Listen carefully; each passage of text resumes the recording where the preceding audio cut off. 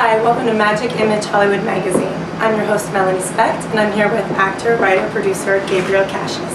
How are you doing today? Good. Good. Well, I know you're from New York. Yes. And I know you just had your first movie as a producer come out called Takers. Well, it's going to be out in 3 days. 3 days? 3 days, this Friday, yeah. Okay, now how did you go from acting, you were in New Jersey Drive, correct? That was your first role. First role. How did you go there, all the way now, to being a writer-producer? You know, just something that happened sort of naturally. It's all in the same industry. Mm-hmm. And, you know, today you'd be hard-pressed to find an actor who's not walking around with a script in their hand. You know, and but that transition is a very difficult transition nonetheless.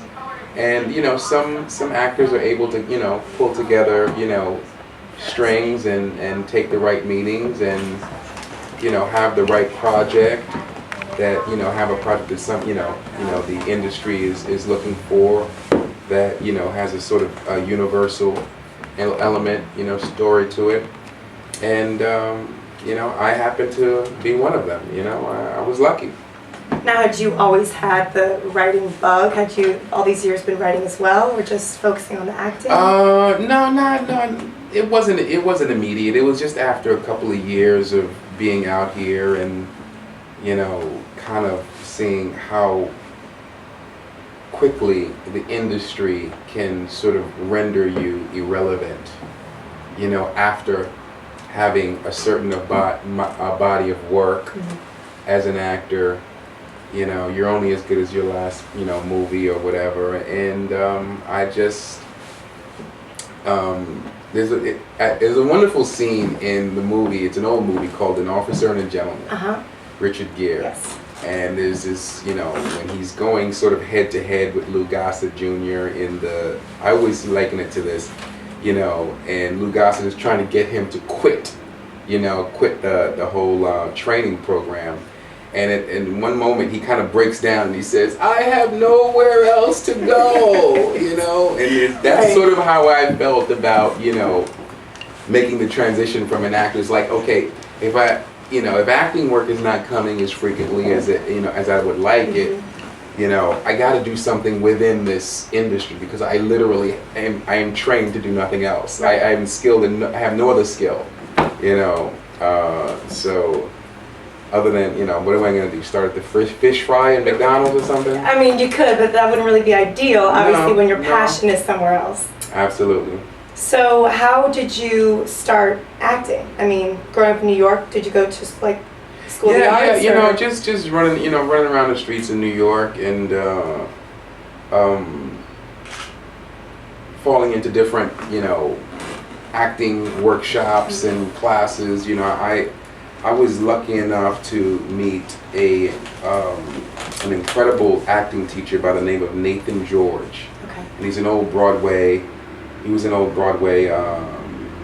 stage actor, but he had also done some films as well, and at a certain, you know, point in his career, he decided he was just going to retire and teach, and he was teaching out of the 16th floor of his apartment on 95th Street, I think, in West Side, you know, and I fell upon him, and it was just, you know, it's just a great environment. It was really small, 6-8 people, and, you know, and we just called it the 16th floor, and, you know, just a lot of really serious cats came out of there. Yeah.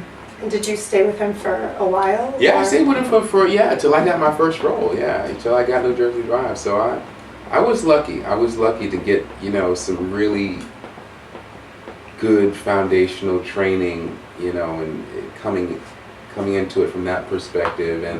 And he also sort of had a broader understanding of the business. So he was teaching a broader understanding of business in terms of writing, directing, producing, and acting, you know. So he was approaching his, you know, he had a real revolutionary approach to the business. So, and I kind of picked it up a little bit there too.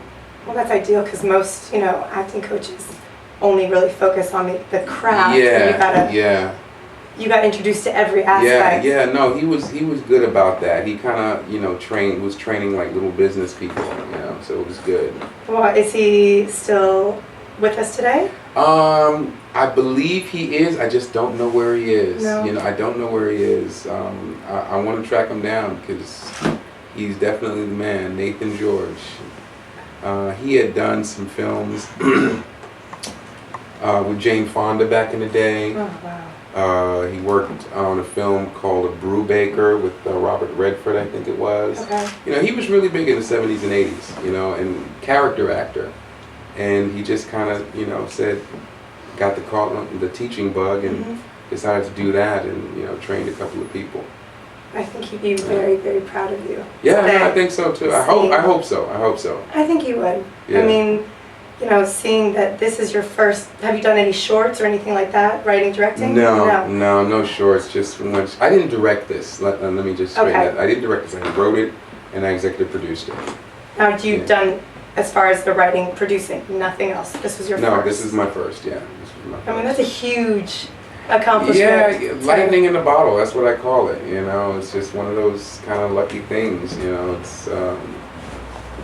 It's a tough business, and I just happen to have something that somebody wanted, Right. And now, how did you come up with the idea for the script? To be honest, I got completely inspired by, it's an action heist movie, and I just got completely inspired by Michael Mann's Heat. I'd rather, I prefer to call it an homage, of course, as opposed to just a rip-off, with somebody homage sounds so much better, so much, it's so French. Yes. But, I walked out of that movie watching that film, I think it was in 1995, and I was at the Man's Chinese Theater, and I was all about, it was a pretty empty theater, and I was just so blown away from that film, and I just said, man, I would love to create something like that, and it just kind of, came to me naturally, the story came to me, and I was just, and nothing against Robert De Niro and Al Pacino, those are the guys I grew up with, those are the guys that inspired me, to get into this business, but, my first thing was that I would love to see a movie like this, but with younger guys, and, years and years later, we got takers, so. That was it was purely inspired by Heat. Wow. Now, as an actor as well, what made you not also want to be in your own film? Because a lot of people will write, well, that's exactly it. I mean, that's exactly it. I don't want to be viewed as a producer who's producing solely to create, vehicles for himself. Right. That's that's not how I want people to see me. So I decided not to be in it, and just try to be taken seriously as a producer. Well, I saw the trailer. I haven't seen the movie yet because in 3 days it'll be out. But it makes me want to go see it. The trailer is exciting. Good. You're the demographic that we're hoping is going to show up. Well, me and all my friends will be there. Yeah. Watching it, everything. Cool. Now, do you have any other projects in the works? In the brain? Actually, yeah, I'm gonna direct something in a couple of weeks. A much smaller, sort of Tyler Perry-esque gospel film that I wrote a few years back, and I'm just putting together the cast right now, and I'm just gonna shoot it right here around LA and kind of go backwards a little bit. I did the big thing. Right. And I was lucky enough to do that, and I want to kind of go back and learn, kind of put myself through my own little film school, if you will. And there's nothing like, writing, producing, and directing a small independent feature film. And it's like in New York, they say, if you could wait tables in a New York restaurant, you could run a Fortune 500 company. Right. So, it's kind of like the same thing. I want to get in there and get in the